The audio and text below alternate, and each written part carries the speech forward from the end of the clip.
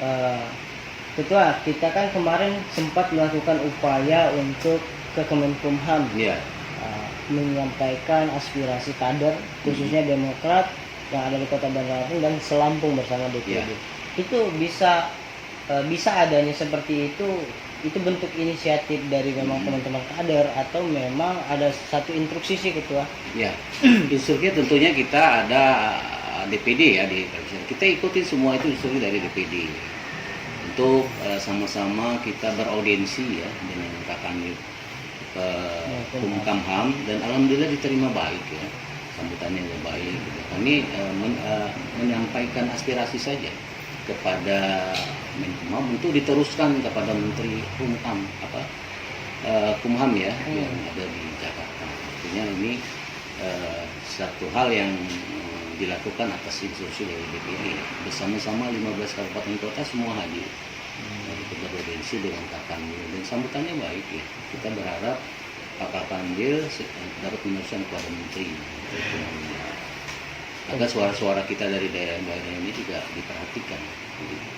Artinya itu salah satu bukti kita supaya bagaimana KLB itu tidak disahkan atau seperti apa nih Ketua? Ya, KLB itu sebenarnya sederhana saja. ADR itu mengatur kalau peserta dari DPD itu separuhnya, sementara yang hadir berapa. Kan? Kemudian kalau DPC-nya 2/3 dari 500 sekian, itu harus hadir separuh plus 1.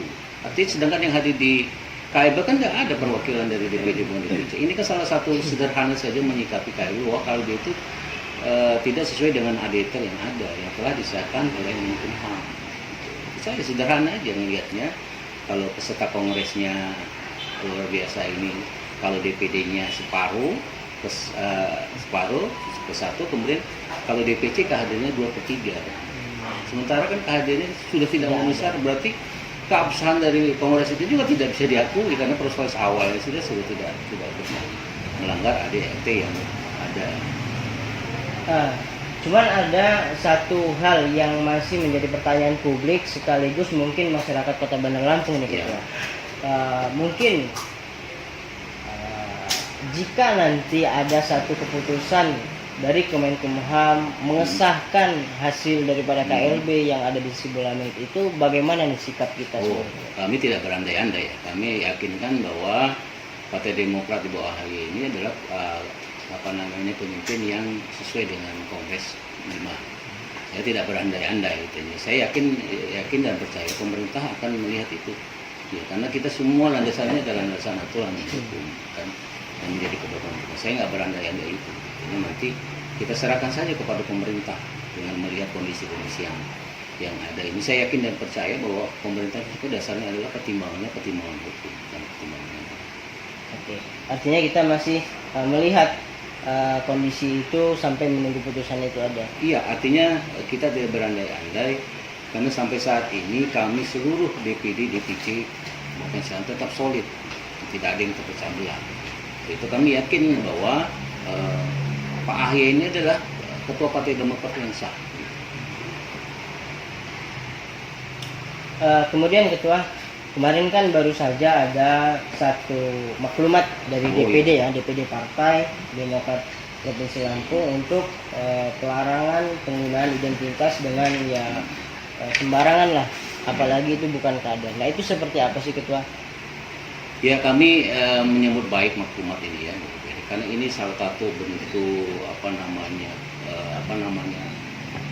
kesiapan kita kalau ada yang menggunakan lambang-lambang partai atau kepentingan di luar dari kepentingan partai.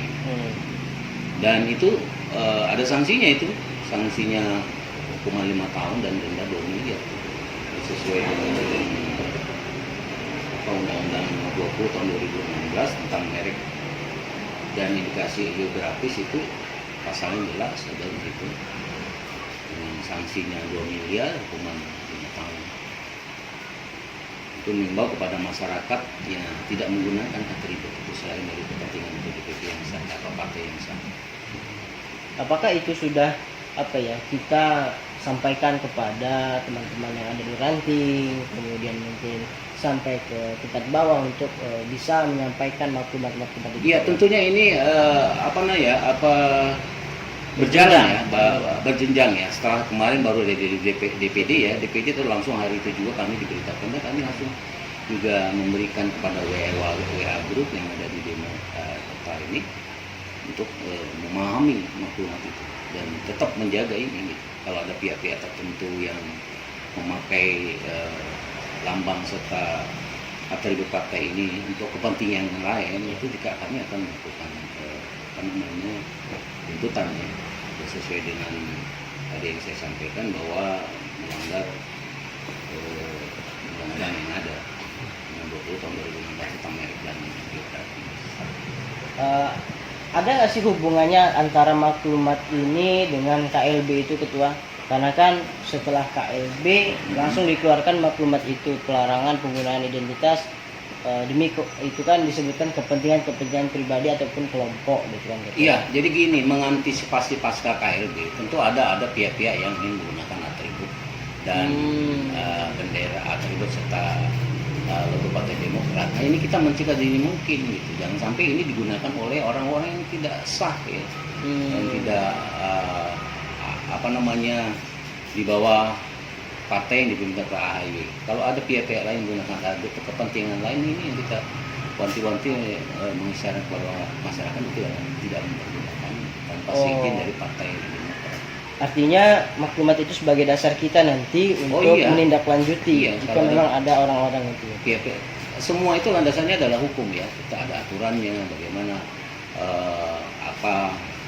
Undang Nomor 20 2016, kemudian ada lagi partai yang sah itu adalah partai yang dipimpin oleh Pak AHY.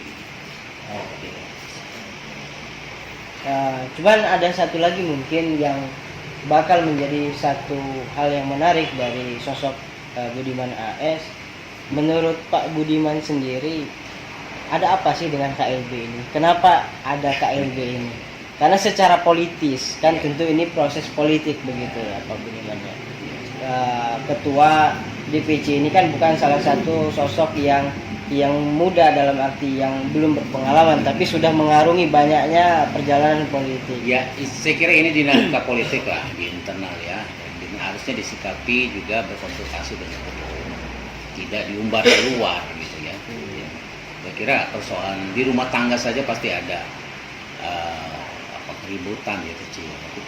Ini saya kira hal-hal yang harusnya disampaikan kepada forum partai. Jangan dulu dibawakan keluar. Ini kan masalah internal. Mereka juga biasa menjadi orang Demokrat, sudah menikmati dari Partai Demokrat. Misalnya anggota DPR RI, dia jadi anggota DPR itu dari mana-mana dari Partai Demokrat. Harusnya mengingat sejarah. Kalau kita pernah duduk jadi anggota DPR RI, DPRD, itu semuanya karena Partai Demokrat. Makanya semua kita harus menjaga itu. Kalau perbedaan pendapat itu dinamika biasalah dinamika politik, tidak harus keluar gitu. Harusnya ini diselesaikan secara internal, jangan ada pihak-pihak keluar malah yang diundang untuk mencampuri partai kita gitu. Oke, insya Allah partai kita solid. Satu mungkin harapan dari Ketua DPC Demokrat Bandar Lampung, bagaimana KLB ini bisa selesai dengan baik atau seperti apa nih? Artinya saya berharap dengan bukti yang ada ya, ADRT yang ada yang telah disahkan Menkumham ya, ini menjadi tolak ukur bahwa tidak mengakui bahwa KLB itu sebagai bagian dari Partai Demokrat, tapi tetap mengakui bahwa kepengurusan ini adalah kepengurusan sah yang dipimpin oleh Pak AHY. Saya kira itu, jadi saya sekali lagi menyampaikan bahwa di Provinsi Lampung, DPD maupun DPC-nya solid mendukung Pak AHY. Tidak ada satupun DPC dari kabupaten kota yang lari ya daripada pimpinan Pak AHY, tapi tetap solid menjaga soliditas. Dan sudah kami kerahkan bersama DPD dengan 15 kabupaten kota. Itu adalah suara-suara sah. Ya, pemilih suara sah yang menyuarakan itu.